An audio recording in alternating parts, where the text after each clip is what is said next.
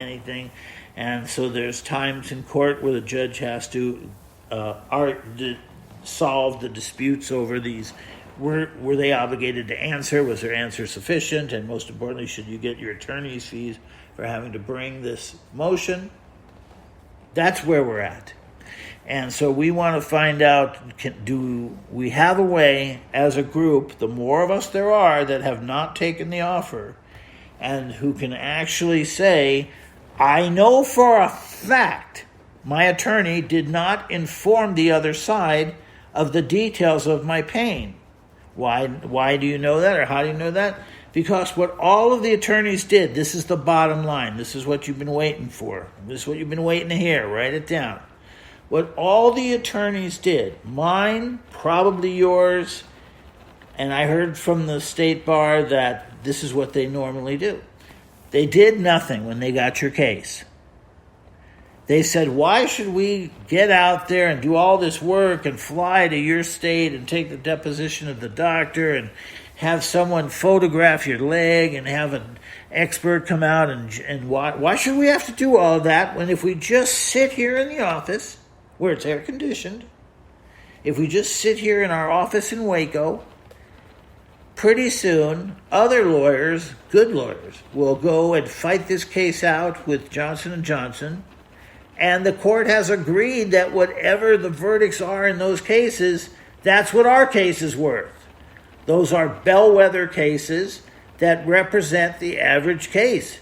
So the court has already agreed, and all three sides have agreed, that whatever these guys win in court is what our case is worth.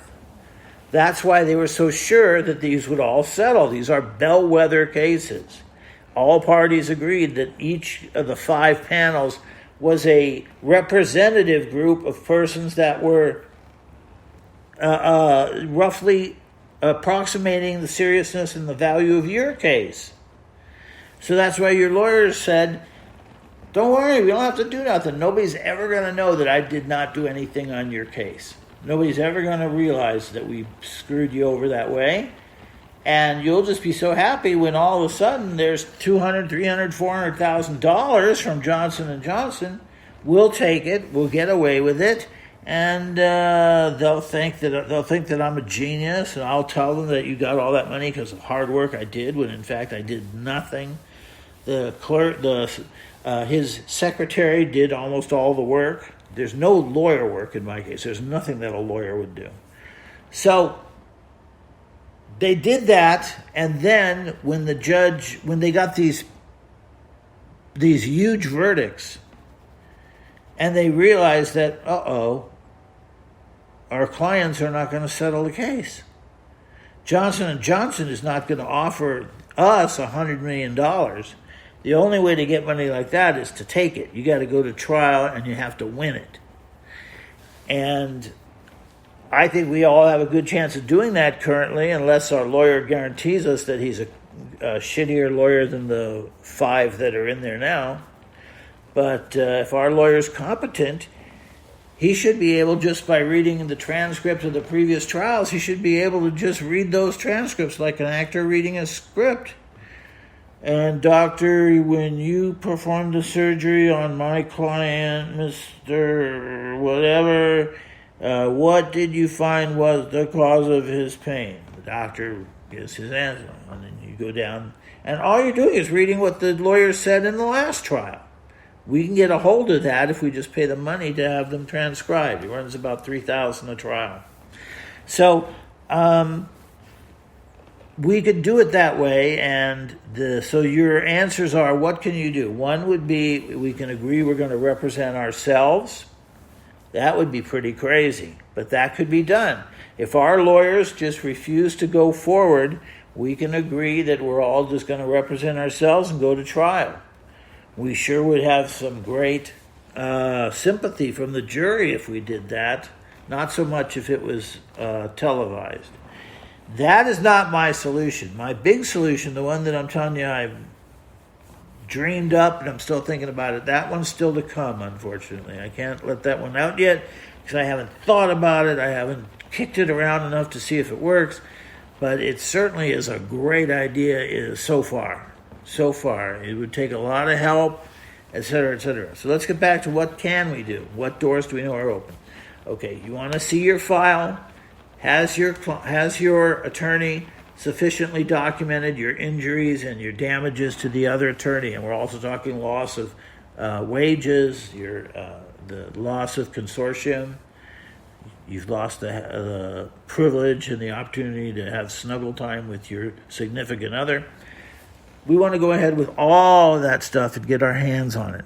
So once we know whether our attorney has significantly documented our injuries and handed them to the other side, if he has and the other guy says this is all it's worth, you might want to consider then just taking it.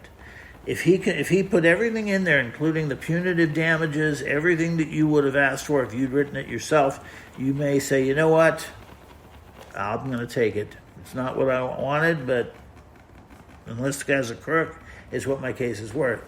If you find that is in any way, and I'm betting you're going to, because these guys did no work, most of them, not all of them, most of them did no work.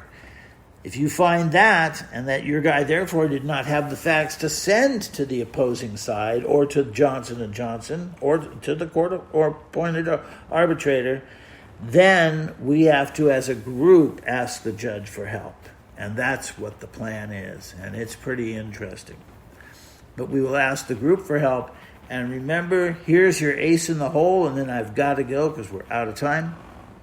Your ace in the hole is that all of these things we're talking about, there's nothing wrong with you finding a very experienced lawyer in federal litigation, civil litigation, in federal court, and paying them by the hour to help fix you up. So maybe they wouldn't take the case on a contingent basis, but you sure can pay him by the hour to say, okay, look at this. What is next? What do I have to file next? Anything?